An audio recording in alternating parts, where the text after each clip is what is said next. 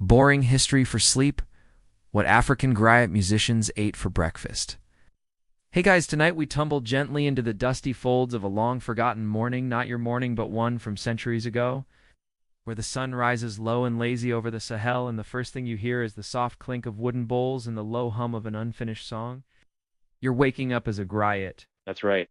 You yays, you are a Griot musician in a West African village, centuries before electricity, TikTok, or oat milk lattes. You are part oral historian, part musician, part walkingancestry.com. People rely on you to remember everything from ancient battles to who married whom 5 generations ago. And none of that is happening before breakfast. So, before you get comfortable, take a moment to like the video and subscribe, but only if you genuinely enjoy what I do here. Also, drop your location and what time it is. Where you are, I love seeing how far this sleepy caravan travels. Now, dim the lights, maybe turn on a fan for that soft background hum, and let's ease into tonight's journey together. You roll over on a mat, woven with tight reed fibers. Cool breeze sneaks in through the mud brick window, and for a moment, the scent of last night's ash mingles with the coming heat. Someone's already outside, pounding something in a mortar. How the thump-thump rhythm Is surprisingly musical. how maybe Your cousin's already composing with breakfast in mind? You're in a compound ringed by curved earthen walls, the color of cinnamon. Children dart barefoot across packed dirt, dodging chickens who definitely run the place. A woman, maybe your aunt, squats beside a 3-legged iron pot, stirring what looks like thick, bubbling porridge. Your stomach growls, loudly, embarrassingly. That porridge? It's likely made from millet. 8. Bland, beige, and loyal. Millet is your breakfast bestie. Boiled slowly until it thickens like gruel, then maybe thinned again with water or fermented milk. If you're lucky, she's thrown in a pinch of salt. If you're really lucky, a spoonful of honey, though bees don't make it easy around here. This isn't just food, it's foundation. It's a kind of simple, grounding breakfast that lets you recite 13 generations of kings without passing out. Because yes, that's on your to-do list today. The porridge steams in a wooden bowl, carved so many years ago, it's lost its shine. You hold it in both hands. The wood is warm, and the surface slightly rough, like the memory of bark. You blow on the top, carefully. Single misstep, and you're spending the morning with a burnt tongue, and no excuse to skip singing practice. You take a bite? It's mild, not exciting, not terrible. Comforting in the way only ancient carbs can be. And as the warm paste coats your mouth, your thoughts drift not to Instagram or news feeds, but to melodies. Soft ones. Rhythmic ones. That beat outside syncs nicely with the pulse in your ears. Your fingers tap the rim of the bowl, unconsciously composing, because you're a Griot, and your life is one continuous duet between memory and music. Now here's a fringe tidbit. Some mornings, instead of porridge, Griots might munch a mash of baobab leaves. In dried locust, beans fermented for extra tang, and enough to wake you up with a grimace. It's the kind of flavor profile that would make a modern food blogger cry. Historians still argue whether griots had access to the exact same ingredients as royal kitchens, or were relegated to whatever was left over from last night's meal. Some say respected griots ate like aristocrats. Others argue they were just glorified servants with good rhythm and inherited lyrics. Your ears pick up laughter nearby, probably your younger cousin. Still getting teased for mixing up a royal birthday with a goddess birthday last week during a performance. Oof. Meanwhile, the auntie cooking your porridge scolds a child for stealing a pinch of dried okra powder. It's not breakfast material today, but might go into lunch. Still, the kid's face is covered in green dust, and he looks very guilty. You scrape the last bits of porridge with your fingers, licking the paste from your knuckles. A bit of ash made it an unintentional seasoning. You don't mind? You're already thinking about the tonal quality of your lute, Yangani, and whether the goatskin drumhead stretched yesterday will hold its sound in today's heat. Your voice hums low in your throat. A test. A warm-up. A ritual. Like brushing your teeth. Brushing your teeth also summoned ancestors. You head out into the courtyard where others are eating variations of the same breakfast. Some have millet cakes instead of porridge, fried golden and eaten with fingers. A child offers you a small, sour tamarind ball wrapped in a leaf. It's sticky, tart, and so intensely flavorful it nearly knocks your sleepiness back into last week. You wink at him and accept. A thin woman walks by, balancing a wide calabash bowl on her head. It's filled with fresh milk, probably from a cranky goat who had opinions this morning. She nods to you. Maybe she likes your songs. Maybe she just likes seeing people who aren't 5 years old and sticky.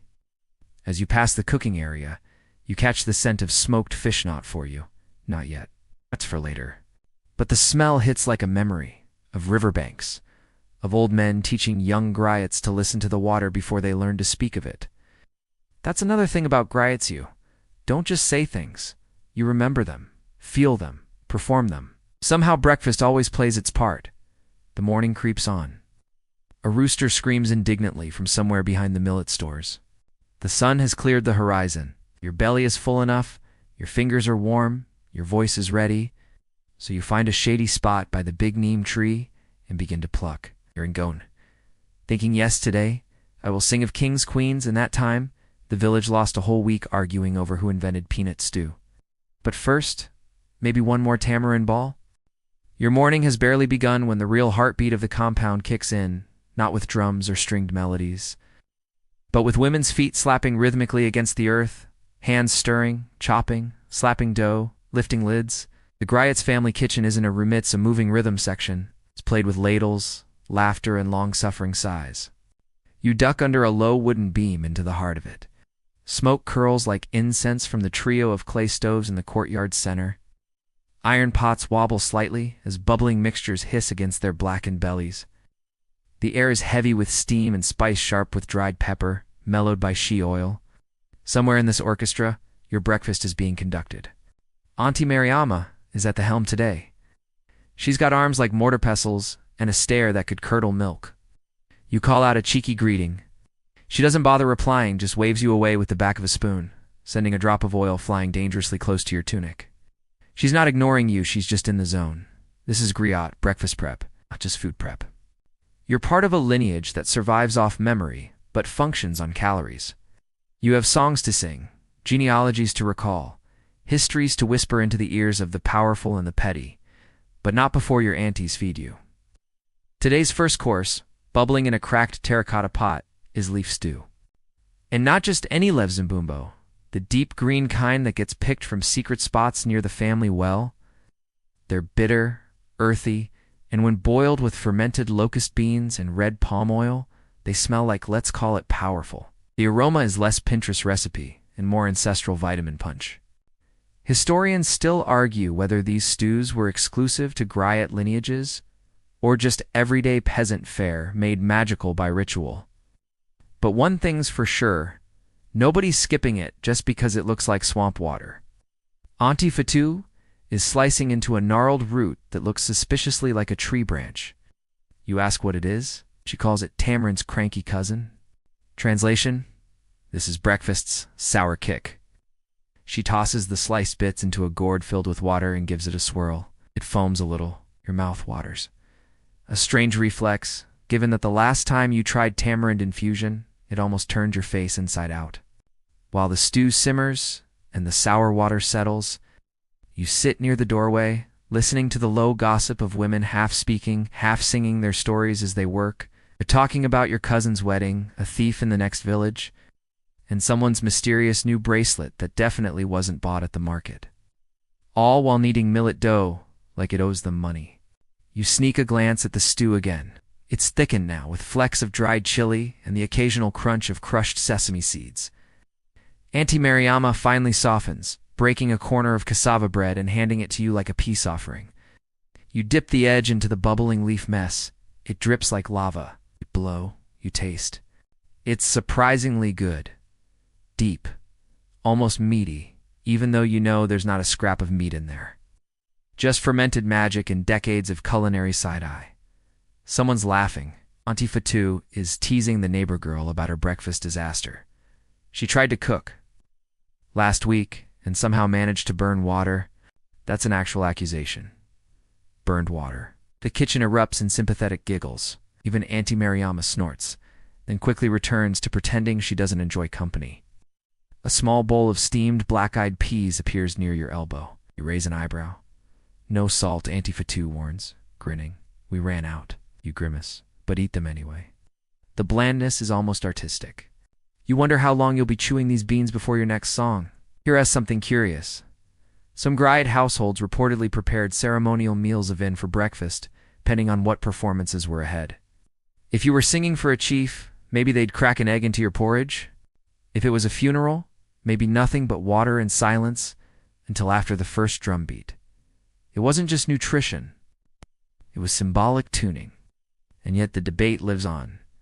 Did Griots have their own special kitchen rules? Or did they just take what they could get? Historians still can't agree. Some say every spoonful was sacred. Others say, just breakfast. A little boy sneaks in holding a half-peeled kola nut. He offers you a bite. You politely decline.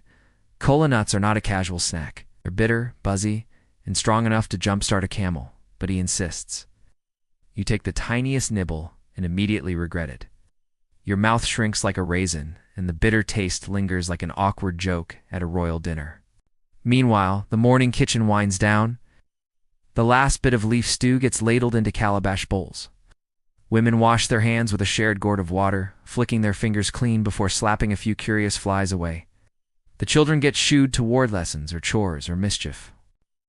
You thank your aunties, who grumble affectionately as you leave with your cassava bread in hand and a belly full of mystery greens. Outside, the light has shifted. The drums are warming up in the distance. You'll join them soon. For now, you sit under a neem tree, nibbling the last edge of cassava and thinking. The kitchen may belong to your aunties, but it's also the Griot's first stage. And wow, that leaf stew might actually grow on you. You're still digesting that leafy breakfast stew when someone hands you a dusty handful of millet grains. Raw, uncooked. You stare at them like they just handed you a pile of gravel. But they gesture again, this is not a snack, it's a lesson. Because millet is everything. If Griots had a secret power food, this is it, and it's not glamorous. Millet is small, beige, round, slightly resentful looking.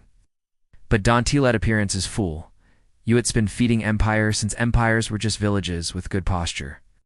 You let the grains fall through your fingers like dry sand, watching them bounce off your toes. It's the grain that built West Africa, from Ghana to Mali to Songhai. Long before rice showed up to steal the spotlight, millet ruled the dry fields of the Sahel like a very bland but dependable monarch. Your breakfast porridge? Millet? That stale cake you nibbled last night? Also millet? The fermented drink they offered at the naming ceremony 2 moons ago? Yep, millet beer. If this grain had a PR team, it would be everywhere. Rebranded as a gluten-free superfood. Co-weighted as now, but back then, millet was just life. The Griots knew this. They sang about it, casually and otherwise. There's a song your uncle once taught you, passed down over dozens of generations. It's a lullaby, and it goes something like, millet in my bowl, millet in my hand. If millet disappears, we bury the band. Curate, curate. Very. You pass a group of women winnowing millet outside a family compound. They toss the grains into the air using flat-woven trays, letting the wind carry off the chaff. The motion is rhythmic, almost hypnotic. You can feel a drum beat hiding somewhere in the breeze. One of them sees you staring and offers you a fresh roasted millet cake. You accept. It's crunchy, slightly sweet, and somehow dusty, in a good way. Now here's a quirky tidbit. There are reports quiet, almost whispered about Griots using millet grains in their instruments. Not as strings or skins, but as sound fillers. A small pouch of dried grains tucked into a calabash drum, adding a subtle rattle, like a shaker. You'd never notice it unless someone told you, and even then, you'd wonder if they were joking. But that's the Griot, way music and meaning baked into everything, even the cereal grains. Historians still argue whether griots ever cultivated their own millet or relied strictly on patron households for it. Some believe griots were landless by design, their knowledge their only currency. Others claim they held millet fields in secret, tended at dawn, harvested quietly just enough to ensure they could perform on a full stomach. The millet cake softens in your mouth, your jaw slows. A breeze rustles the neem leaves above, and for a moment the whole world feels like a simmering pot, steady and slow. We walk toward the edge of the village, where the ground cracks into wide open farmland. Millet stalks all in green, some browning toward harvest's way in the morning light. You remember helping out here once as a child? Your job was to scare away birds. You were terrible at it. You fell asleep under a tree and woke up to an entire flock feasting like it was a wedding. There's a saying Griots use: if millet is scarce, your story stops at the introduction. Which in Griot terms, it's like saying you got booed off stage before the chorus. Unthinkable. Further down the path, an old man sits cross-legged, grinding millet with a stone. The sound is dry and rhythmic. You sit beside him without asking. He nods once but says nothing. The way he moves slow, intentional, careful not to waste even a grain tells you everything. Watch, you learn. Grinding millet isn't about speed. It's about feel, pressure, angle, and silence. Every once in a while, he hums a low, tuneless note that somehow makes the grinding feel like a duet. You hum back, softer, unsure. His eye twitches. Approval, maybe. You hum again, this time shaping the note into a scale. He doesn't stop you, so you keep going. By the time he finishes, you've built a melody out of repetition, motion, and grain dust. He hands you a small pouch of flour. It's yours now, for your morning performance, maybe, or for your aunties. Or maybe just to hold and remember what effort tastes like. You return toward the village, passing a group of young apprentices tuning their instruments. One is rubbing oil on the wood of a kora, humming a tune that sounds suspiciously like the millet lullaby. You smile. Everything loops back eventually. You're handed a cup of something warm-lit drink, spiced with a little ginger. You sip. It's like liquid memory. It's grainy, sure, but comforting. It settles into your belly like a stone you didn't know you needed. So, here's the thing. Your Griot breakfast might seem unremarkable to the untrained tongue. No syrup, no cream, no delicate pastries, but it has story. Every bite is a callback. You stretch out your legs. The village is fully awake now. Smoke rises in steady pillars. Drums echo faintly in the distance. Children scream with the energy only the unburdened possess. And you finish your millet drink, pat your stomach and tap your fingers on your knee in time with the breeze. Let's be honest, millet might not win breakfast of the year. But it's the sleepy grain king. And in your world, that's enough. You step away from the millet fields and their murmuring stalks. Your path veers into something less edible, but no less essential to the breakfast rituals of your Griot world. Fire, not just metaphorical fire, the real kind. The kind that leaves ash stains on your ankles and makes your eyes water before your stomach even knows what's coming. Fire is the unsung ingredient in every meal, every performance, every tale told under the stars. You walk past 3 cooking pits now cold for morning duties, ringed with scorched logs and scattered palm frond ash. Someone has drawn a smiley face in the soot with a stick. Artistic, if mildly disturbing. Out here, fire isn't just heat, it's a language. Your aunties speak it fluently. Watch them long enough, and you'll notice one adjusts the logs to create a hotter center. Another places the pot just so, balancing steam and scorch. It's choreography, performed in ash-smeared skirts and practical sandals. And somehow, it always works. Pancakes that taste like campfire dreams. Sauces that hiss like gossip. Tea that boils angrily, but never boils over. You approach the women again, as they clean up breakfast's remnants. One of them a suit, the one who never breaks a sweat leans back with a ladle in her teeth and a baby strapped to her back. Her hands already rinsing out the soot-blackened pot. She sees you looking. What? She asks, squinting into the sun. You want to learn how to make fire that doesn't burn your eyebrows off? Yes, you do. She laughs like it's the best joke she has heard all week and tosses you a chunk of dry tamarind wood. You fumble it. She rolls her eyes. You Griots, she mutters. Big on memory, small on muscle, but she still teaches you. The setup is deceptively simple. 3 stones in a triangle. Space in the middle, dry sticks and curled bark underneath. Airflow is everything. You learn to fan, not blow. Smoke curls upward, stubborn and whispering secrets. The tiniest spark catches, and suddenly, your hands are conducting a symphony of heat. Historians still argue whether Griot compounds had specific fire pits used only for ceremonial cooking breakfasts, brewed in advance of naming ceremonies, recitations, or drumming rituals. Some oral accounts speak of sacred wood types, baobab bark for funerals, she wood for weddings, and mysterious spirit wood, for storytelling nights that ran till dawn. You've never seen a fire choose a story, but you've seen a fire change a story. Once a visiting Griot told a tale of betrayal and thunder. Just as he reached the climax, the fire cracked like it had something to add. Everyone screamed. He paused, smiled, and said, "Even the ancestors disapprove. The ending 10 times better." Anyway, back to your lesson. Isatu steps back and lets you tend the flame. It flutters, struggles, then catches again. You're sweating, your eyes sting, your arms ache from holding the sticks just right. Yet you manage. She nods. "Now don't brag," she says, walking off. Fire listens to ego. You sit by your little flame, proud and itchy with smoke. Breakfast is long gone, but now you understand what made it possible. Every gritty spoonful, every puff of steam from that leaf stew, every charred corner of millet pancake you owe it all to fire. And here's something delightfully fringe. Some Griot families believed that fire, once lit for a morning meal, must never go out until sunset. A flame allowed to die prematurely would silence the household's memory for the day. That's right, forget about ghosts. Griots feared amnesia by ember. You remember now there's a small pot buried halfway in the sand near the edge of the compound? It's always there, covered by a flat rock. You thought it was trash as a kid? Turns out it's the fire pot. An ember storage system. A way to keep fire alive between meals, performances, and storms. Fire that waits patiently. Fire that remembers. You take a stick, prod your tiny blaze, and pretend you're conducting a symphony.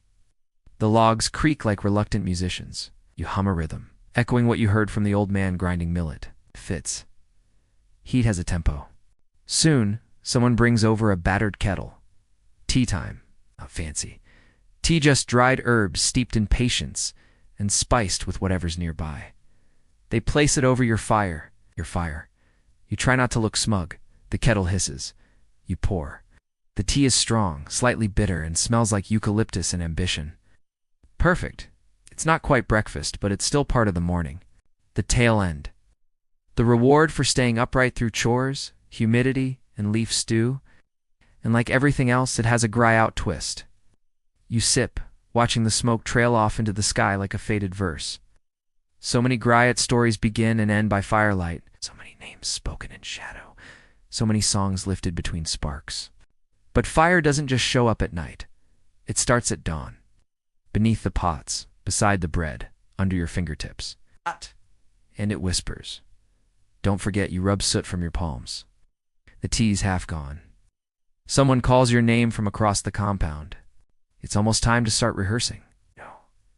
You tuck a few still glowing sticks into the fire pot and cover them carefully. The flame's not dead, just resting. And just like that, breakfast burns into memory. You're still wiping soot from your wrists when your stomach gives a hopeful growl. Not loud, just enough to remind you that millet porridge and fire-made tea only get you so far. Time to explore the other side of the Griot breakfast table, the part less talked about, whispered about, with a certain reverence. Snacks. Yes, Griot's snack. You don't climb the tree of oral tradition on an empty stomach, after all. So you wandered toward a courtyard you've passed 100 times but never really studied. A small group is gathered there, seated around what looks like a worn wooden bench stacked with woven trays. On them, heaven. Dried dates, still sticky with their own sugars. Roasted groundnuts, their thin skins curling like tiny paper cloaks. Bites of smoked fish, yes, breakfast fish, salty, oily, deeply satisfying. In the corner, wrapped in banana leaves like little secrets, are nuggets of something that smells faintly like honey and sun-warmed clay. Ah, deg. A fermented millet and yogurt blend, gently sour and sweet. You've always thought it tasted like pudding after a hard day's work. Today, though, it's breakfast. You unwrap one, the banana leaf releasing a puff of tangy aroma, and take a bite. It's cold, soft, with that classic fermented funk that tells you someone knew exactly how long to leave it outside without it turning into a science experiment. Your ancestors would be proud. You settle down next to the snack trays, and start working your way through history's most underappreciated breakfast buffet. Next to you, a young boy sucks noisily on a tamarind stick, his lips puckering with each tart burst. You both nod solemnly. Griot approved. Now here's a scholarly side note. Historians still argue whether snacks like these were everyday indulgences or saved for special occasions, like performance days, training rituals, or big community events. Some accounts claim griots traveled with personal pouches of dried food snack satchels, if you will. Others suggest they relied entirely on host generosity, meaning one morning you might eat like a king, and the next, like an extremely poetic pauper. There's even a fringe theory, real, that griots deliberately fasted before performances to sharpen memory recall. An empty stomach makes a louder story, as one saying goes. Honestly, that sounds suspiciously like someone who just ran out of snacks. Anyway, you reach for a handful of roasted locust beans, not exactly candy, but packed with flavor. Earthy, slightly funky, loaded with umami, though you don't know that word yet. They're used more in stews, but popping a few on their own is oddly satisfying, kind of like chewing a secret. You're not alone in your appreciation. Across from you, an elder Griot is carefully slicing a baobab fruit pod. The powdery pulp inside is prized, a citrusy burst that can be stirred into drinks or licked straight off the knife. He catches your eye and nods. Without speaking, he hands you a sliver. You place it on your tongue and wait. Zing. It's like eating the memory of lemonade under a tree. Tart, dry, then gone. Snacking, you realize, isn't about indulgence here, it's about pacing. Griots are slow burn people. You eat not to fill, but to fuel. Keep the mouth moving. Keep the story flowing. Keep the blood sugar from dropping. Meditetive. Remember that Cora you saw earlier being oiled? The apprentice who was humming? He walks by now, holding a clay cup with something white and jiggly inside. He offers you a spoon. No. You peer in. It's millet balls, soaked in yogurt, sometimes spiced with ginger or cloves. You take a bite. It's creamy, grainy, and oddly invigorating. Like someone turned breakfast into a mood. You nod in thanks. Shrugs like it's no big deal. But you can tell he made it himself. Griots aren't known for their culinary wizardry, but when they do cook, it's always memorably weird, or weirdly memorable. There's a moment of peace now. No drums. No recitations. Just crunching, sipping, and the soft rustle of banana leaves. A breeze stirs your scarf, and you lean back against the sun-warmed wall. Belly half full, brain humming with fragments of songs you haven't written yet. Here's something deliciously quirky. Some griots believe that certain snacks could influence the tone of their voice. Tamarind for sorrowful tales, honey for romances. Rashi nut for war chants, though frankly chewing, she is like gnawing a wax candle, so take that with a grain of salt. You eye the last sticky date on the tray? A child reaches for it, but you beat them to it with a wink. Sharing is sacred, sure, but so is timing. You split the date anyway, half for you, half for the next generation. The kid beams. Somewhere a Griot ancestor gives you a silent thumbs up. You rise. It's almost time for the mid-morning drum call, when apprentices gather to rehearse and elders drop in to correct everything. You dust crumbs off your tunic, toss your banana leaf wrapper into the ash pit, and stretch your arms overhead. Your breakfast wasn't just millet and stew. It was smoke, song, tart, baobab powder, sticky dates, and fermented spoonfuls. It was the snack table of survival, creativity, and stubborn joy. And you're ready to speak now, ready to play, because a Griot on an empty stomach is a tragedy. But a Griot with a belly full of secret snacks? Now that's a saga waiting to unfold. You're full now, but not too full. It's a kind of full that lets you walk, hum, and maybe do a light cartwheel if no one's watching. It's a kind of full Griots are supposed to carry into the late morning. When the world starts waking up properly and the village buzzes like a hive of sleepy bees with errands, and just as you're about to slip off behind the compound for a quiet digestion nap, you hear it. The sound you can't ignore. Drumming. Not the frantic, festival kind that gets babies bouncing and goats running for cover. No, this is training drum rhythm. Steady, low pattern like a heartbeat being taught how to walk again. Sigh, because you know what that means. You're late. You jog across the dusty courtyard, dodge to kids pretending to duel with pestles, and find the training circle. Griot apprentices, a dozen or so, forming a loose half-moon under a crooked neem tree. In the center stands your instructor, a man whose nickname is the Rain Stick, because his voice pours out all soft and endless. He's holding a drum. He doesn't look mad, which is worse. Good morning, he says, without looking at you. You mumble something apologetic, though let's be honest, it was the baobab pulp that slowed you down. Totally worth it. He gestures you into the circle. And here's where breakfast meets music. Literally, because one of the warm-ups isn't vocal, it's rhythmic. You're going to beat out what you ate. No joke. This is the thing, Millet, he asks the group. Thumped, dumped, dumped. Leaf stew. Shach.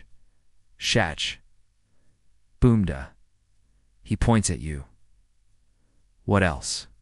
You swallow and say? They all pause, then try it. Tapshush, it works weirdly well. The rhythm of fermented breakfast. You begin to realize how much of breakfast, not just the ingredients, but the actual act of eating has rhythm. The scrape of spoons against calabashes, the flick of banana leaves, the boiling hiss of tea. Even digestion has its tempo, though you pray no one tries to drum that. Now, Rain Stick moves on to the vocal exercises. Your mouth is still coated in yogurt temps, but you do your best. Tongue twisters, ancestral names, rapid-fire proverbs, all in a dozen local dialects, some of which you've only half memorized. And you can feel the stew and snacks settling in your belly like lazy percussion instruments. This is the Griot's mid-morning not stories or songs yet, but the sharpening of the tools, voice, rhythm, memory, and yes, digestion. Here's a mainstream fact. Griot apprentices trained from a young age, often beginning with music before moving into verbal arts. Many didn't perform publicly until their teens, and even then, only under the supervision of an elder Griot. Breakfast routines weren't just casual, they were structured to support long hours of practice, often under the sun, and often in front of judgmental chickens. Rainstick claps his hands once, sharply. Everyone freezes. He nods toward the side table. There it is. It's a mid-morning booster, a shallow clay bowl of ginger drink. Locally called just a gingham burr, it's not the cute smoothie you're imagining. It's a sharp, spicy brew meant to wake up your throat, lungs, and possibly ancestors. You take a small cup. It burns gloriously. Your eyes water. Your sinuses cheer. The leaf stew flees your digestive tract in panic. Rainstick grins. Better? You nod, gasping a little.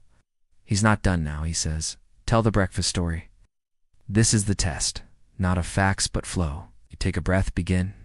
The millet woke before the sun, dry and waiting. The water hissed its first breath over flame. The leaves curled in silence until stirred with salt. The spoon found its rhythm. The mouth followed. You improvise as you go, adding fragments of what you ate: groundnuts, baobab, fermented grain, and weave them into a parable about a lost traveler finding his way through smell, taste, and song. You glance up. Everyone's listening, even Rainstick. You finish with a whisper. And when he reached the gates of the village, his belly full and his memory whole, he said only this: "Feed me, and I will remember you forever." Silence. Then Rainstick says again, but this time with a beat. Groans ripple through the circle. You all get up and grab small drums, calabashes, or just your hands. The breakfast beat is born, and here, it's a lesser-known tidbit. Some oral historians believe Griots used food rhythms as mnemonic aids, like how kids learn the alphabet to a melody. A particular beat might help recall a specific lineage or event. So that leaf stew shuffle might secretly be the key to remembering a 13th century coronation. You practice until sweat beads your forehead and your tongue starts to feel like a used washcloth. But the beat holds, and the story sticks. You look at your drum, smell the faint trace of groundnut oil on your fingertips. Hear the fading echo of the ginger drink stirring around your ribs like an angry bee. This is what it means to eat like a Griot. Not just to fill your stomach, but to prepare the stage.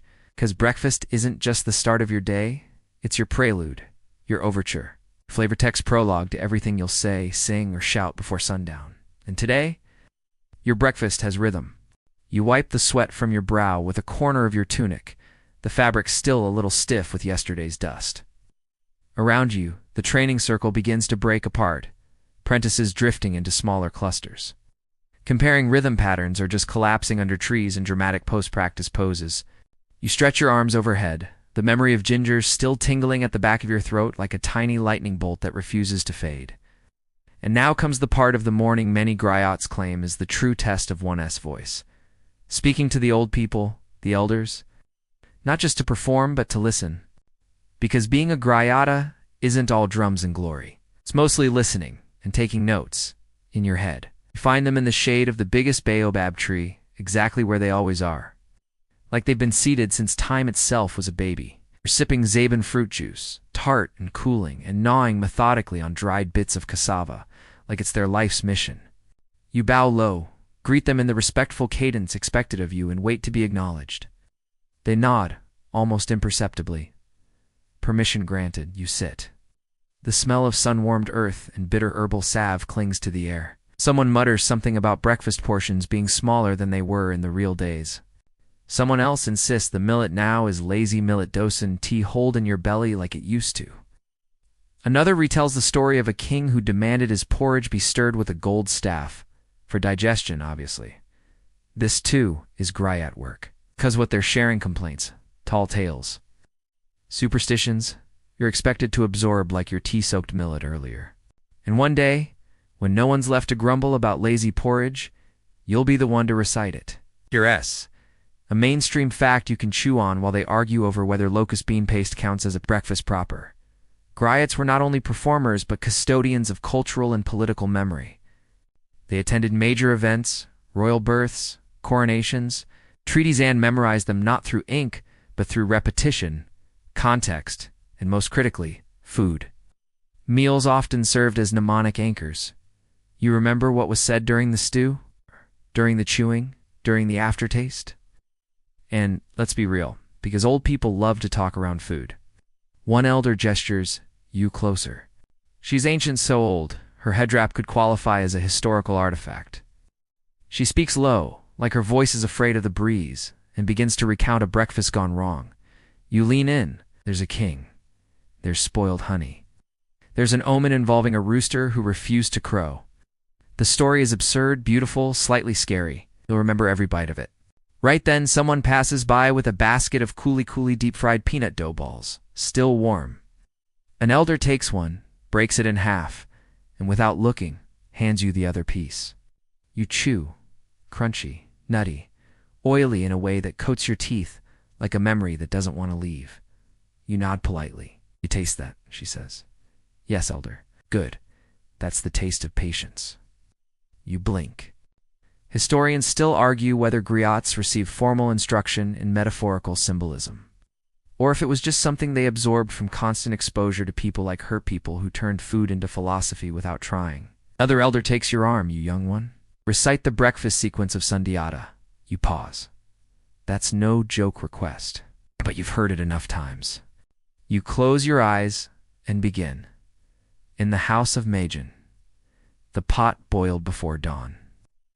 Millet ground by a jealous wife, leaves fetched by a laughing servant, meat ... absent, because meat was a luxury, and the future lion of Mali would taste hunger before power. The elders nod. You keep going. The story blends food and fate, the king's sorrow seasoned into stew, the prophecy hidden in the thickness of the porridge, and the birth of a boy would one day unite kingdoms, but first had to suckle on hardship and bitter roots. This is how breakfast becomes legend, because when a child eats boiled yam in silence, that silence gets remembered sometimes as an omen, sometimes as a setup for destiny. When a war chief demands meat at dawn and the meat arrives late, it becomes a political allegory disguised as a dinner complaint. When a griot is given leftover fish bones instead of a bowl, it's a metaphor for the politics of memory. And you're soaking all this in, every crumb, quirky fact, time. Some griot families claimed their ancestors could remember events by literally tasting the atmosphere of the day, meaning they delick a particular stew and recall what was discussed during the last time it was served. Skeptical? Sure, but when you think about how smell and taste work on the brain, it's not that wild, especially if you've eaten the same things in the same setting for generations. The elders, full of juice and righteous opinions, begin to doze off. Their heads tip back. One lets out a small snore that sounds suspiciously like a proverb about jackals. You rise slowly, respectfully, because now it's your job to pass on the flavors of what they said, to remember which tale was told during which chew. To connect the crunch of a fried peanut ball with the punchline of a 14th century joke about courtship and mudfish. To know that sometimes the most sacred story isn't recited from a scroll, but burped softly after breakfast. So you tuck those memories away. All of them. You've had stew, snacks, training, and tales. And the day is just beginning. The sun is higher, now less friendly, more judgmental. It glares down at the earth like it's considering setting everything on fire just to prove a point. You shield your eyes, squinting past the thatched roofs and into the distance, where the sky trembles faintly with heat waves. And just when you think you might sneak off for a nap behind the Millet granary, you hear the call. It's not a word, not even a syllable, more like a sound that's halfway between a cough and a bird call. You sigh. That's the signal. Market day errand. You grab your small satchel, now mostly empty, except for a stubborn peanut stuck to the bottom, and head out toward the market path. Dust puffs up around your feet like it's trying to complain too. The marketplace is a living organism. It breathes gossips, sweats, bargains, and judges. Your mission today is deceptively simple. Fetch tamarind and dried okra for the midday stew. But you know how this goes. You'll walk in for 2 ingredients and walk out with 20 new rumors, 3 marriage proposals, and possibly a chicken you didn't pay for. As you enter, the smells hit first roasted grains, wood smoke, fermented fish paste, and that unforgettable sweetness of overripe fruit trying to act casual. Someone's grilling something. You don't want to know what, but you want it. You weave between stalls, eyes scanning for the Griot regulars. Every market has them, the wandering bards, the half-trained apprentices, the semi-retired elders with stories to sell alongside bundles of dried hibiscus. One sits beside a stack of smoked catfish, playing a single string and gone and singing softly about a broken engagement caused by breakfast bean flatulence. It's surprisingly moving. Mainstream historical moment in many West African communities. Marketplaces weren't just commercial centers, they were narrative theaters. Griots performed here, not in formal recitation, but in casual bursts. A story fragment here, a proverb slipped in there. Food sellers often sponsored them with scraps in exchange for favorable mentions. The woman with the spiciest pepper balls becomes a title of honor and free advertising. You finally find the okra lady. She's ancient, slightly terrifying, and known for threatening to curse people who try to haggle too low. You greet her politely, and she eyes you like she's seen your dreams and wasn't impressed. Tamarind, too? She rasps. You nod. For the Griot stew. She chuckles. Then I'll give you the sticky ones. That way your words will cling. A quirky culinary belief among Griot families. Sticky ingredients like okra and tamarind were considered helpful for memory. The logic? If it sticks to your fingers, it might stick to your brain. Some even believed eating enough tamarind before a performance could help glue forgotten lines back into place. As you wait for her to measure your portions, you glance around at the crowd. Someone's shouting about goat prices. Kids chase each other with fruit peels. A woman sells fufu dough in tight little balls, so perfect they look sculpted. You overhear a man say, "The chief's son doesn't eat in public anymore. Not since the yam incident." Immediately note that in your brain for future investigation. The okra and tamarind get wrapped in large leaves, tied with dry twine, and handed to you like a sacred bundle. You tuck them into your satchel and begin your slow return. Halfway back, you get sidetracked. A Griot is sitting by the road, mid-performance, surrounded by a semicircle of sleepy onlookers. He is telling a story about a princess who disguised herself as a breakfast cook to escape an arranged marriage.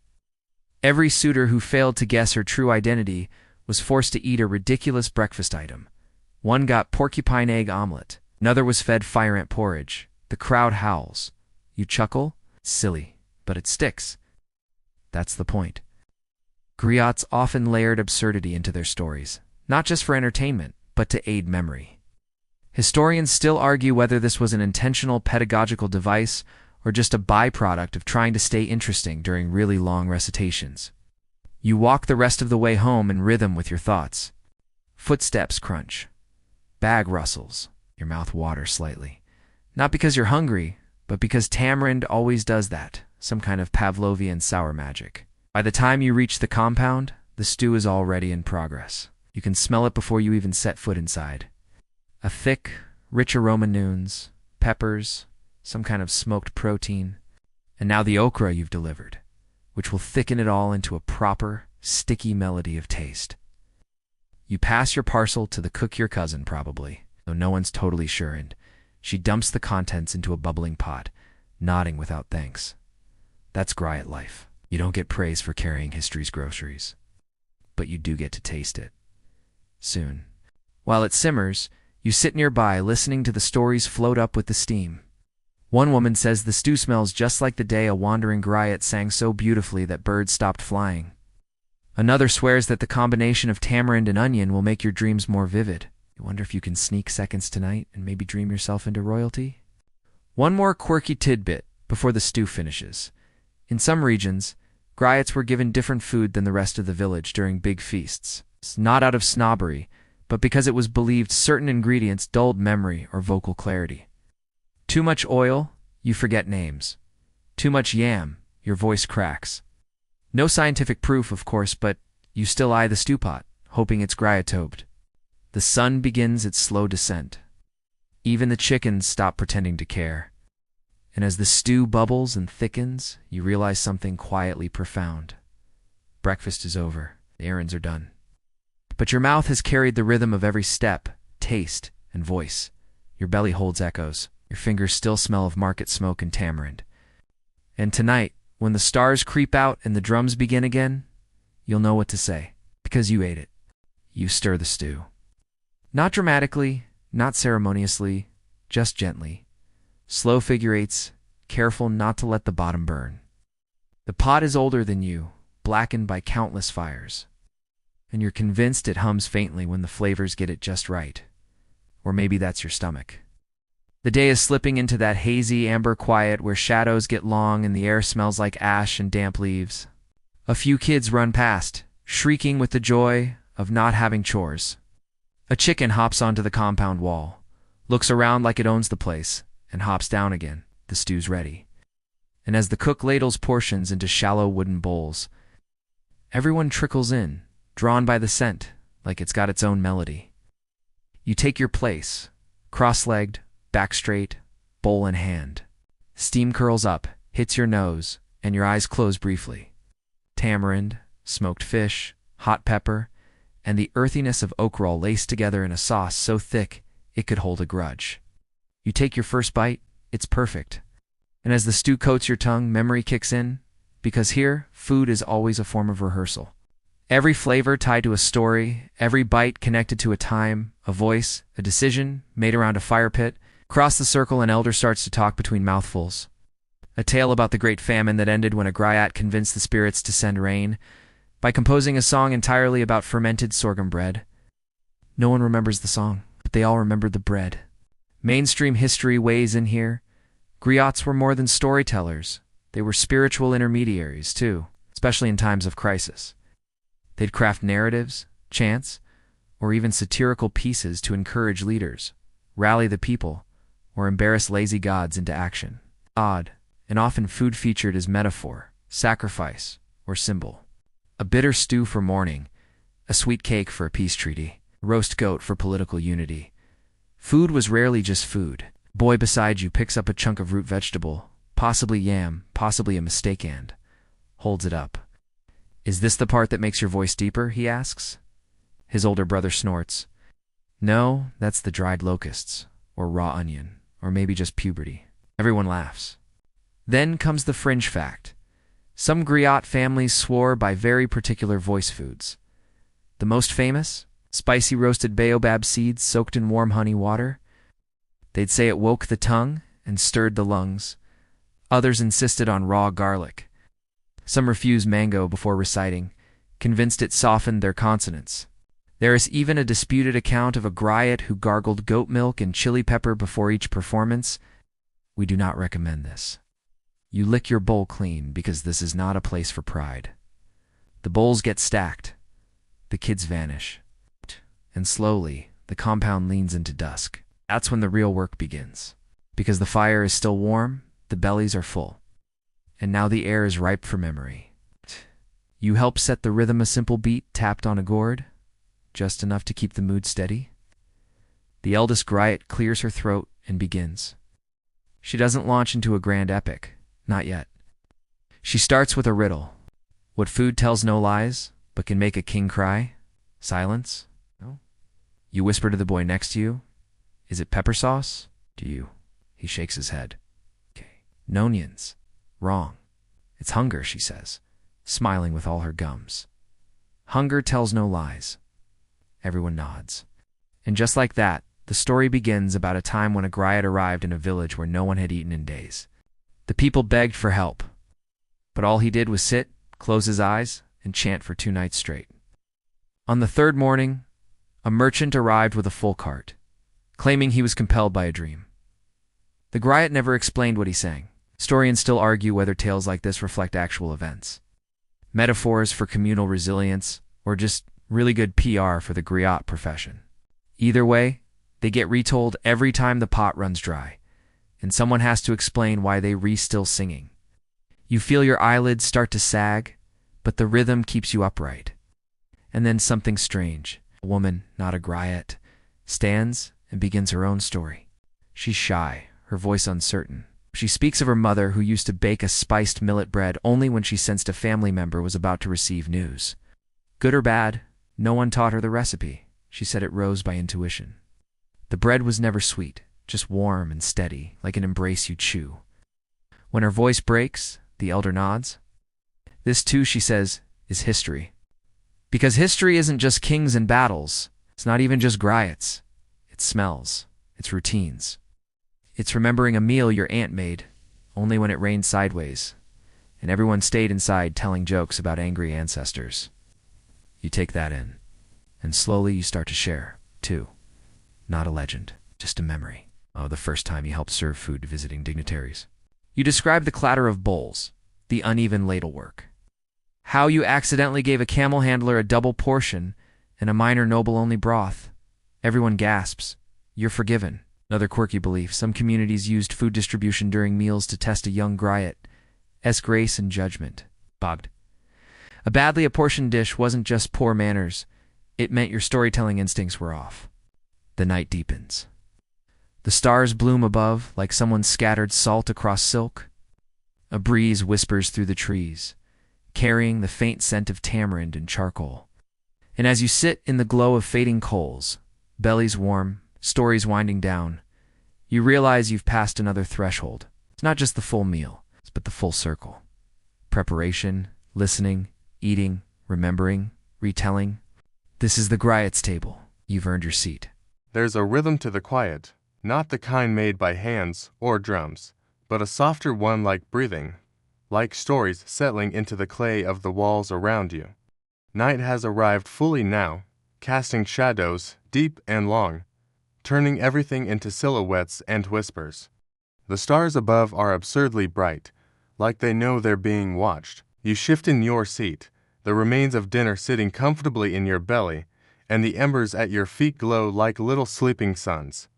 Someone hums, not a full song, less a tonal spiral, twirling in and out of a minor key. You close your eyes.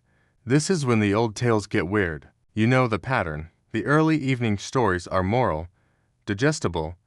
Don't steal goats. Respect your grandmother. Don't marry a blacksmith unless you enjoy dramatic exits. But when the fire burns low and only the loyal linger, the Griots get experimental. Tonight, it's your cousin who leans forward, voice low, fingers tracing a pattern on the dirt. Once, there was a Griot who could taste the future. Of course there was. You sit up. He tells of a man who refused to eat any morning meal unless it came in a dream the night before. If he dreamt of millet cakes, he'd demand them, or he wouldn't speak. If he dreamt of fish stew, it had to be caught before sunrise. He claimed the flavors revealed the day's outcomes. Our stew meant danger. A bland bean mash meant disappointment. Fringe tale. Sure, but some Griots really did believe in symbolic dream meals. In certain regions, breakfast dishes were interpreted as omens. A broken egg before dawn, bad news. if your bread burned in the middle but not the edges. A secret's about to be revealed. Entire systems of semi-mystical breakfast divination existed, equal parts dream logic, superstition, and possibly indigestion. You'd laugh, but, well, this morning's mush was unusually watery. Your cousin continues, building the tension. One morning, the Griot dreamed of nothing but salt mountains of it, endless and white. He refused to speak for 3 days. When he finally opened his mouth, the river nearby had turned brackish, and trade caravans stopped arriving. No one knows if he saw it coming, or if he caused it. Mainstream history reminder. In ancient Sahelian societies, salt was currency. Control the salt, control the story. Griots knew this. Sometimes they'd slip references to salt into their songs, not about food, but about power. He had a tongue of salt could mean wise, or dangerous. And yes, Griots often advised on trade deals, including those involving salt slabs the size of cutting boards. Back at the fire, someone claps softly in appreciation. Your uncle tosses a bit of grain into the embers, a small ritual, meant to feed the stories, or maybe it's just because he spilled. You lean back on your elbows, letting the earth hold you, and then comes a more grounded tale. A Griot in training, eager to prove himself, once traveled to every neighboring village asking one question: what do you eat? When you don't know what to say, the answers, predictably, were food and philosophy mixed together. One old woman said, I chew dried hibiscus petals. The sourness distracts my fear. A fisherman claimed, I suck a stone soaked in palm oil. The taste reminds me that nothing lasts forever, not even words. A child answered, I just eat bread until someone else talks first. You love that one, and you start thinking, maybe every Griot builds their personal breakfast ritual over time. Not from family tradition or ancient wisdom, but from improvisation. You test what makes your voice smooth, what calms your belly, what reminds you who you are before you step up to perform. For some, that's eggs and thick porridge. For others, it's nothing but water and a piece of dried date. There are rumors of one Griot who fasted completely until the 3rd hour sunrise, believing the hunger made his metaphors sharper. Others, they swore by sweet things. Honeyed bread, sugar cane, mashed bananas with shea butter. They said sweetness bred clarity. Historians still argue whether these practices were widely codified or more like passed-down household quirks. The oral tradition, after all, isn't a standardized syllabus. It's a stew. Thick, flavorful, unpredictable, always changing with whoever's stirring the pot. A few feet away, someone plays a soft pattern on the balafon, barely audible, like a memory being remembered in real time. You find yourself swaying. And then, a question floats out of the dark. What's your breakfast, Griot? Everyone goes quiet. It's not a challenge, it's an invitation. You consider the real answer: roasted peanuts, if you're lucky, leftover bean mash. Half a flatbread folded around a sliver of roasted meat, you're not sure was meant for you. Sometimes tamarind juice, sometimes just water. And always a quick sniff of your spice pouch before you speak. But that's not the answer you give. You say, my breakfast. One bite of memory. One sip of silence, and the crowd approves. It's nonsense, of course, but poetic nonsense, and that's your job. The fire begins to collapse into coals. One last story gets told, a short one about a woman who only sang when cooking. Her stews were songs, her pies, epic ballads. And when she died, they buried her with her cooking pot. Years later, her granddaughter claimed she could hear singing every time she boiled water. You close your eyes and imagine it, a pot humming a lullaby in steam and salt. Your stomach is full, your limbs heavy, but your mind is alert. Not buzzing but slowly rotating, like a globe in your chest. You think of tomorrow, not the chores, not the heat. Just the breakfast. What will it be? Whatever it is, it'll shape the words you choose. The rhythm of your voice, the taste of your memory.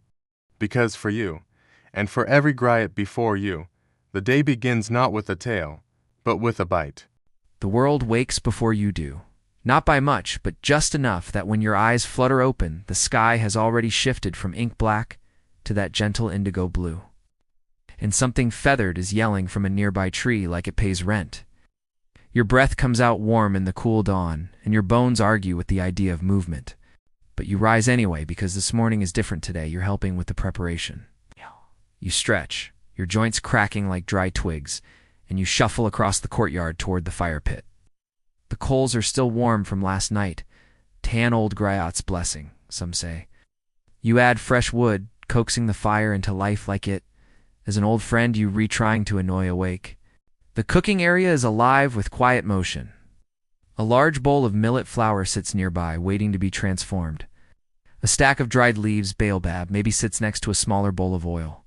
While someone is pounding spices in a mortar, rhythm steady, face serene, you're handed a task. Rinse the bitter leaves, simple, but important, because in this household, bitter greens are a breakfast tradition. Not everyone's favorite, but respected like that one aunt who always tells you the uncomfortable truth. The taste is sharp, astringent, earth-like. It remembers every dry season the land has suffered. You plunge your hands into the cold water and swirl the leaves gently. Mainstream history makes its entrance. Across West Africa, bitter leaves, particularly moringa and baobab, were commonly used in early meals for their medicinal properties. How? They were thought to wake the blood and clean the tongue, preparing both body and voice for the tasks ahead. Griots weren't above such rituals. In fact, some insisted that singing on a bitter stomach helped balance their emotional tone. Too much sweetness could make a story sound false. Fringe tidbit time. There are records from oral accounts suggesting certain griots kept a secret blend of dried dub-dyed bitter herbs mixed with crushed charcoal and honey chewed before long storytelling sessions. It was said to anchor the voice and keep lies from slipping in. Modern scholars mostly shrugged at this. Still, part of you wants to try it, though preferably on a day with fewer bathroom commitments. You're handed a spoon and told to stir the millet porridge, now bubbling in a clay pot.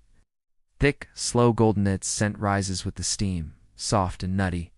You stir gently, making slow spirals. Everyone's quiet, focused. You realize this moment is as much about ritual as it is about food. The act of preparing, of being present, of tasting and testing it is the story, just in edible form.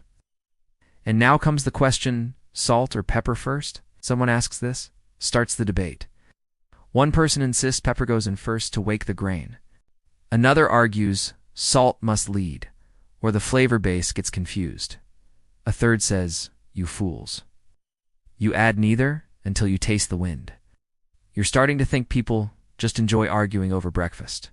Historians still argue whether such kitchen-based rituals among Griot households had real symbolic meanings, or were just the result of everyone needing to feel like an authority before their morning carbs. But these patterns existed. Across generations, across families. Salt first. Stir counterclockwise. Never taste with the stirring spoon. Never whistle near the pot spirits. Might think you're mocking them. The porridge gets divided, and you receive your portion in a rough clay bowl. It's too hot to eat yet, so you cup it in your hands, warming your fingers and letting the smell seep into your skin. Someone sprinkles crushed peanuts on theirs. Another adds a dollop of fermented butter. You go with just a touch of tamarind, pulp tangy and sharp, a little like citrus with a chip on its shoulder. And as you take that first bite, everything else vanishes. The porridge tastes like warmth. Not the dramatic kind, the quiet kind. Like being wrapped in a soft blanket and told that nothing urgent exists for the next 10 minutes. You eat slowly. You listen. Because while griots are known for speaking, their power comes from listening. And the breakfast circle is where that skill is honed. The pauses, the way someone chews when they're upset. The silence that follows a shared joke. All of it is data. A griot reads a room like a farmer reads the sky. Across the courtyard, an elder begins to hum, low half-remembered tune from her youth. A few others join in, creating harmony through sheer instinct. You hum too, unsure of the melody, but confident in the act. This is where music is born, not in studios, not in concert halls, but in sleepy courtyards, with mouths full of millet. Someone shares a short verse, bitter leaf. Clean my tongue, I speak for those with no song.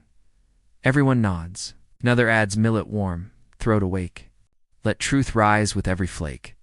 You snort into your bowl. It's cheesy, but it's also not bad. The meal winds down. Bowls get rinsed and stacked. Someone licks their spoon with unrepentant joy. A child offers the last bit of porridge to a chicken, who accepts with mild suspicion and then silence. The kind that stretches, not because people are tired, but because everyone is digesting both the food and the feeling. You linger a little longer, tracing your finger around the edge of your bowl. What did this breakfast mean? Maybe nothing, maybe everything. A warm stomach, a clean tongue. It's a moment of togetherness before the day's chaos. That's all you need. It's all any Griot has ever needed. Not a royal summons or a silver harp, just a spoon, a story, and something mildly edible. You rise, dust your hands, and smile. The stories will come, they always do, but first. One more sip of tamarind, just to keep your metaphors sharp. Later in the day, the sun sits higher than feels entirely reasonable, and everything is hot enough to hum. You retreat under the shade of a crooked tree, clutching a gourd of lukewarm water that tastes faintly of yesterday's tea leaves. Your stomach still remembers breakfast, but just barely. It's already started the gentle ache of wanting again. But your mind's still full. The thing is, griots aren't just vessels of stories. They're collectors of patterns. And the more you think about it, the more you realize breakfast wasn't just about flavor or ritual. It was a map. Every village, every region, every family has its signature way of starting the day. And you, lucky you, get to remember them all. So you lean back against the tree and start listing them in your head first, the basics. Up near the edge of the desert where the land turns to sand, and the goats were expressions of pure disdain. They tend to eat a sort of dense flatbread, eaten with spiced butter or dipped into sheep's milk when they're feeling extravagant. The bread's heavy, like it's built to withstand wind. It's probably because it is. Down by the river delta, breakfasts get softer. Porridges made from rice or sorghum, often sweetened with date syrup or mashed mango. Fish, if you're lucky. Smoked, if you're luckier. Man, for the griots there, fish bones aren't a nuisance, they're omens. One legend even says if a fish bone sticks in your throat before a performance, you're about to forget your opening line. Which, let's be honest, feels more like cause and effect. Farther inland, in those humid, tangled green places where your feet stay muddy for weeks at a time. Breakfast leans into root vegetables, yams mashed with palm oil, or boiled cassava flattened into cakes. Griots there are known for their booming voices, and some claim it's because they drink a kind of spicy root tea at dawn, said to loosen the storm in your chest. Mainstream fact check. Across West Africa, regional breakfasts varied depending on what crops thrived locally. Millet in the savannah, rice in wetter lowlands, cassava and yams in forested areas. But griots often traveled between them all, adapting their breakfast habits as they moved. In fact, one 17th century Griot song was essentially just a praise poem about yam fritters. It slapped. And yes, yam fritters are very real and very excellent. Crispy on the outside, soft inside, seasoned with onion and spice. There is a fringe theory among some modern folklorists that yam fritters may have been used as bribes between rival oral historians like, I'll trade you one genealogy for two fritters. No hard proof, just ... Suspicious crumbs in all the right places. You shift under the tree, picking up a stick and drawing absent-minded spirals in the dust, and then you remember a trip. Long ago, or maybe not that long, you were traveling with a senior Griot, your mentor, across several villages. It was your first time sleeping outdoors for multiple nights, and your stomach was deeply upset about it. Every breakfast felt like a gamble.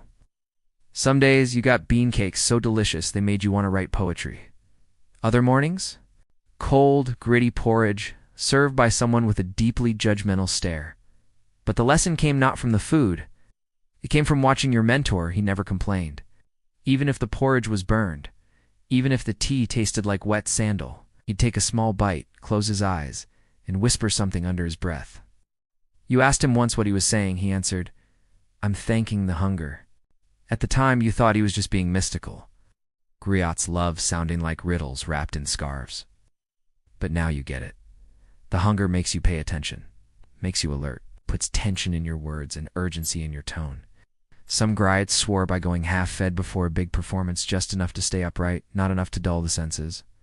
Historians still argue whether that was practical technique or just theater. Griots were performers, after all. A little drama before the drama, but hunger's inspiration is hardly new. From ancient poets to modern musicians, an empty stomach has launched 1,000 metaphors. Look up. The sun's lowered a little, thank goodness. Someone's passing by with a basket on their head stacked high with what looks like fried plantain. You briefly consider chasing them down and offering a song in trade. You've done weirder things, but you stay seated. Instead, you close your eyes and imagine the griots who came before you. A young woman in a village near Lake Chad, biting into a roasted corn cob, dusted with ash but sweet underneath. She sings to herself, testing out a verse about a warrior prince who could only speak in riddles. As an old man on the plains, sipping lukewarm goat milk from a cracked gourd, muttering the names of ancestors like prayer beads. Trying to remember which cousin betrayed whom 5 generations back. A child barely 9 chewing on dried okra chips, hiding behind a tree and listening to her parents rehearse a duet for the chief's festival. So many mornings, so many meals, and in each of them a spark, a whisper of a story waiting to be told. You stir from your daydream as your stomach gives a little protest, loud enough to be embarrassing. A bird nearby echoes the sound, which feels personal. You sigh, time to scavenge. You rise slowly, bones creaking, brain still thick with imagined voices. Maybe someone set out leftover porridge. Maybe there's a corner of flatbread drying on a sun-warmed rock. You're not proud. But as you walk, you whisper the names of each breakfast you've tried this year. Not out of nostalgia, but because every one of them, in its own way, became part of your voice. In your voice, it's always hungry. The wind changes not dramatically. There's no thunderclap, no sudden storm on the horizon, but it shifts gently, like a page turning. And you, seasoned griot that you are, feel it immediately. It smells of tamarind and distant charcoal, of something sizzling in groundnut oil. And you swear this is truth, the faintest trace of fermenting sorghum. Your stomach perks up like it just heard its name called. This is no ordinary breeze. This is a signal someone's cooking. You follow your nose like a hound with questionable dignity, weaving past mud walls and Sunday's goats until you arrive at the source. A shaded lean-to where several older women griot matriarchs really are sitting cross-legged around 2 clay stoves. The air is thick with scent, savory, nutty, sharp with onions, and in the center of it all is a giant iron pan filled with what looks like ... akara bean cakes, golden, crispy, sizzling gently in oil. And just like that, it's a brunch kind of day. You hover awkwardly, trying not to look too desperate. One of the women, without looking up, gestures you closer. You'll watch or you'll stir. You choose stir, obviously. Watching feels passive. Stirring is action. Stirring means you might get first dibs. The batter's heavier than you expected. It's made from black-eyed peas, ground fine and blended with chopped onions, chili, and a suspicious-looking handful of green herbs you don't recognize. The scent is hypnotic, earthy, almost grassy, with that deep, fried bean perfume that settles somewhere between comfort food and religious experience. Mainstream history break. Akara has a long lineage across West Africa, especially among Yoruba communities in present-day Nigeria. But griots across regions embraced it not just because it was delicious, but because it was portable. A pouch of cooled bean cakes could last a traveling griot through hours of walking and storytelling. Plus, they didn't crumble like dry millet bread. Form follows function, even in snacks. Fringe folklore alert. There's a story, probably untrue, but undeniably delightful, about a legendary griot who could tell fortunes based on how your akara cracked while frying. A clean bubble meant good news. A split center, emotional chaos. If one floated sideways, you were apparently cursed to hear your ex's name in every song for a week. You try not to overthink it as you drop the next spoonful into the oil. It splashes baka warning. You step aside. The woman next to you smirks. "Do eager," she says. Oil knows. The laughter around the stove is soft but warm. These women have done this hundreds, maybe thousands of times. For them, brunch is sacred. A time to reset, to retell, to gently roast both beans and each other. One Griot snorts at her friend's tunic. Another recalls a performance in which someone's lute string snapped mid-serenade and hit a goat square in the face. Laughter echoes off the courtyard walls.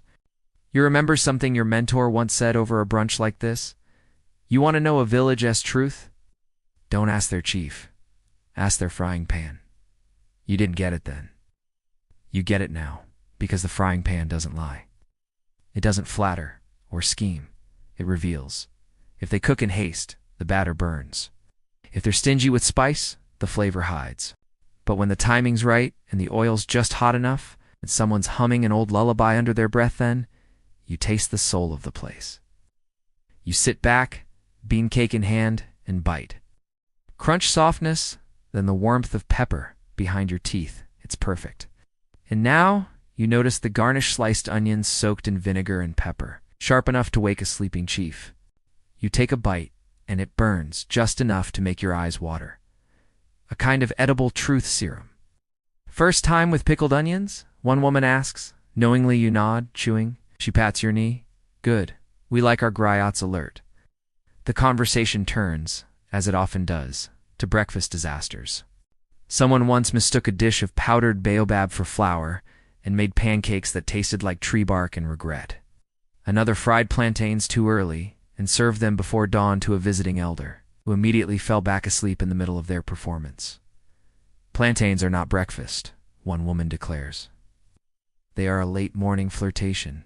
You're filing all this away, of course. Every joke, every turn of phrase. One day, these women will be characters in your stories, veiled in metaphor and mischief.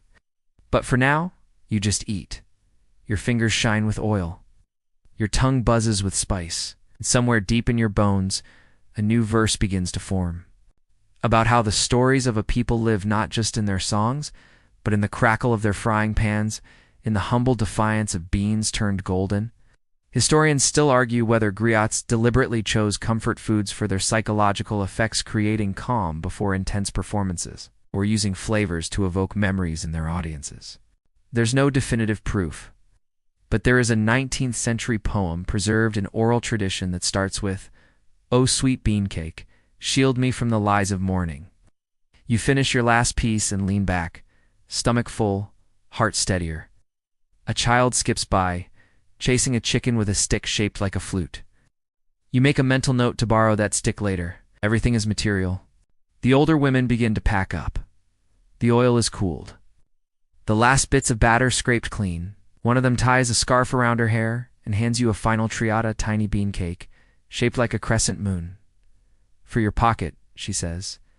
For when the story runs dry, you tuck it away carefully because it will come in handy. Even the best griot gets hungry mid-sentence. By the time the moon rises, swollen and orange like a gourd forgotten in the dust, you've walked off most of that bean cake brunch. Your sandals are dustier than your memory of this morning's sunrise, and your voice is hoarse from humming snatches of old tunes under your breath. But the day isn't quite over, because this, my friend, is Griot twilight time. The magical, sneeze-inducing hour when the smoke from 100 cooking fires curls into the air and stories start twitching like sleepy animals in your throat. And wouldn't you know, a tour stomach gives one last curious gurgle a night snack. Don't act surprised. You wander toward a small compound where laughter ripples like water, and the smell. Oh, the smell. Roasted nuts, fermented milk, and something unmistakably smoky sweet, like grilled plantains left just long enough to caramelize. Welcome to the nighttime griot, fuel where things get snacky, sometimes weird, and occasionally fermented past the comfort zone. Tonight's offerings are modest but mighty. A bowl of fura da nono millet, dough balls soaked in tangy fermented milk hand, a flat wooden tray lined with coulis fried groundnut dough, crisped to jot testing perfection. Both humble, both crucial, both eaten in communal silence, broken only by the occasional crunch or slurp. You sit cross-legged among fellow griots, passing the bowl of fura and trying not to let the sticky millet paste glue your tongue to your teeth. It's tangy, it's sour, tastes like tradition spiked with a dare, and yet you kind of love it. Historical pause. Fura da nono is a long-standing Sahelian staple, especially among Fulani and Hausa communities.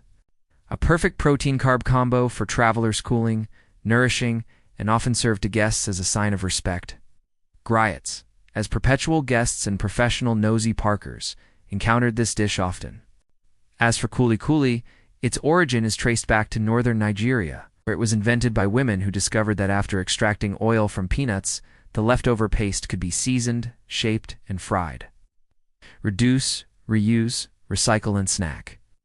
One of the older griots offers you a trick. Suck on the kuli to soften it before biting. You try it, nod wisely, then immediately chip a molar anyway. Dignity 0. Crunch 1 still worth it, because these snacks carry more than flavor. They carry function. You're not just refueling. You're absorbing centuries of ritual, adapted for the griot life. Long nights, endless tales, and often no dinner to speak of. A whisper to your left. Did you hear about Kojo's yam ball incident? You lean in. Apparently, Kojo, a griot, with a flair for dramatics and questionable taste in footwear, once choked mid-performance on a hot yam fritter. He tried to play it off as an emotional pause. The audience cried. He survived. And then made the yam ball a symbol of tragic love in every song afterward. Historians still argue whether that story ever happened, or if Kojo was just an early adopter of melodramatic branding. It doesn't really matter. The point is, night snacks often meant back up a secret store of energy for when the drums stretched long into midnight. The elders decided your performance needed just one more verse about their cousin's camel. And sometimes it was about managing nerves. Fermented milk has that sour, grounding taste. Griots say it puts your ego back in its seat. You finish your fura slowly, letting the last grain dissolve. Around you, the griots are beginning to hum not songs, exactly, but rhythmic syllables. Vocal warm-ups, for no one in particular. One starts tapping on a calabash. Another clicks her tongue like it's a percussion instrument. And then the best part of the evening arrives, the shim moment. That lovely lull when everyone stops, chewing, tapping, clearing their throat, and simply listens to nothing. The fire crackles. A goat coughs in the distance. Crickets add their thin percussion. And in this quiet, the griots begin their final nourishment of the night, not food, but rehearsal. A retelling of the tale you all performed 2 nights ago. Word by word, argument by argument, because you're never done. Every griot knows you never really learn a story. You negotiate with it, night after night. Did the prince run or walk? Was the river muddy or river-like? Did the ant throw the calabash in anger or as an offering? Someone swears you forgot the part about the leopard skin drum. You point out that no leopard skin was ever mentioned. They raise an eyebrow. You raise both. Welcome to bedtime among griots. This is how they tuck themselves in with debate, snacks, and the occasional insult disguised as constructive feedback, and yet it's perfect. There is something about eating with people who tell stories for a living that makes even the simplest snack like fried groundnut crumbs feel elevated. Like a sermon on a plate.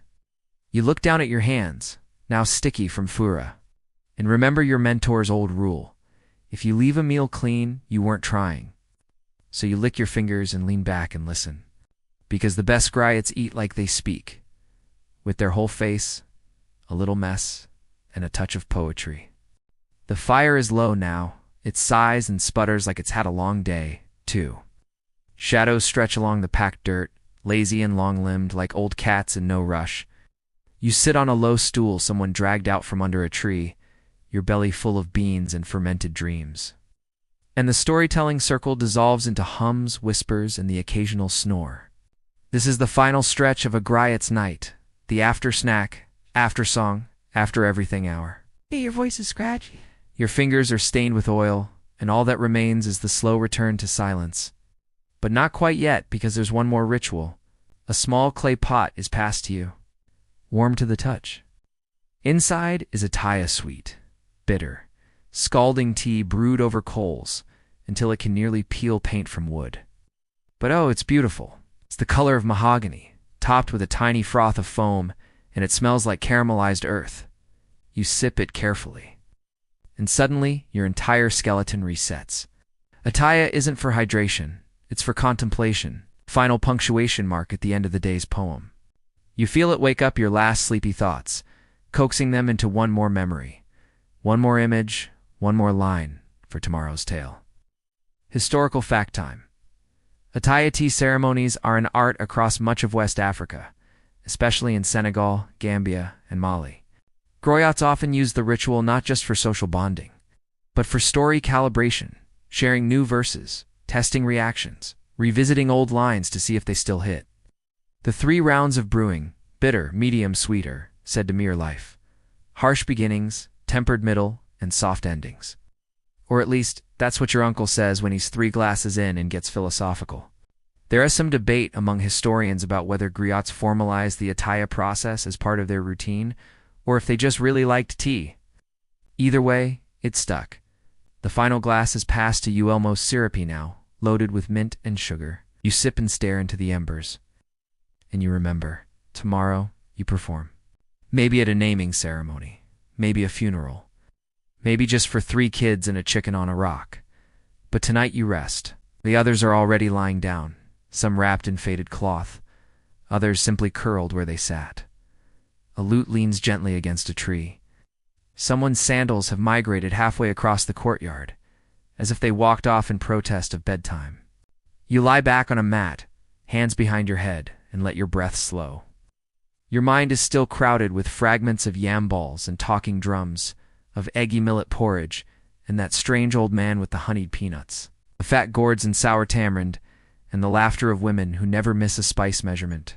You think about all the mornings you've had, and all the breakfasts you've borrowed from strangers, friends, teachers, farmers, dancers. Every bowl has been different. Every flavor a memory now, and somehow they all belong to you, because being a griot means more than speaking. It means tasting the world. It's absorbing its textures and smells, sifting through the bland and the bold, knowing when to add salt, when to stir, when to wait. You breathe in the night, air cool and silent, except for a single nightjar clicking somewhere in the dark. And then, as your eyes flutter shut, you think of that final bean cake tucked in your pocket, the one shaped like a crescent moon. You don't eat it, not yet. You let it stay. A promise for tomorrow, a story still waiting to be told, and now. It's time to let the embers fade. The fire dwindles into glowing dust, like stars scattered across the earth. Everything slows. The breath of the night deepens, long and even. The world, so full of flavors and footsteps, just hours ago, is settled into its softer shape, quiet, dark, and gently cradling your last thoughts. You lie still. You feel the weight of the day sliding off your shoulders, slipping away with each slow breath. The clay bowl is empty now, the tea only a memory on your tongue, sweet and distant. The stories, too, have curled into silence, resting like closed books beside you. Somewhere a flute breathes out one last ghost of a tune. It's barely a sound, more like an exhale. You follow it with your thoughts, drifting through old verses, lingering flavors, and the soft hush of worn-out drums. Your body is warm, your limbs heavy and still. There's nothing left to do. No stories left to hold tonight. Just the hush of the sleeping earth and the lull of your own slowing heart. The night wraps around you like soft cloth tucked gently by invisible hands. And as the last ember fades, you drift downward deeper, resting among bean cakes, drums, laughter, and moonlight. And finally, everything goes quiet.